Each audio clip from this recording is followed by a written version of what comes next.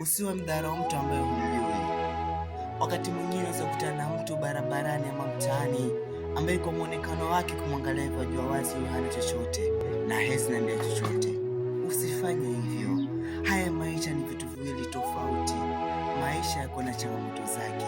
Unaweza kumwona mtu ambaye kwa vibaya kwa muonekano, lakini kuna kitu kizuri hapa, ama pengine kuna vitu vizuri hapa. Usidharau mtu. Akikusimamisha kwambia maoni yake, msikilize. Akikwambia fanya hivi, msikilize.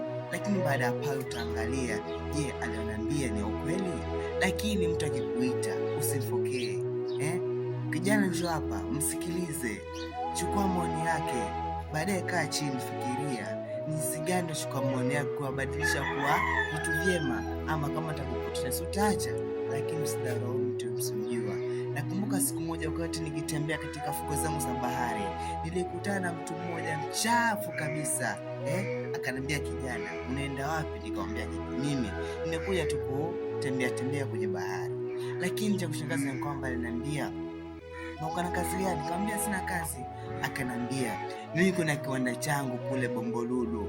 Niko na kiwanda changu Bombolulu, nataka wafanyakazi wangapi? 3. Lakini masharti uwe kuna kitambulisho. Uwe kuna kitambulisho. Wakati huo siko na kitambulisho, ndugu mpenzi mtazamaji, basi ilibidi tafute wenzangu wakafanya hiyo kazi na wenzangu walienda. Lakini kwa muonekano nilimwona mimi, alikuwa hawezi amini kama yuko na kiwanda Bombolulu. Lakini nakwambia ndugu mpenzi mtazamaji, mpaka sasa hivi wenzangu kule wanafanya kazi. Kwa hivyo nakwambia usidharau mtu usiyemjua.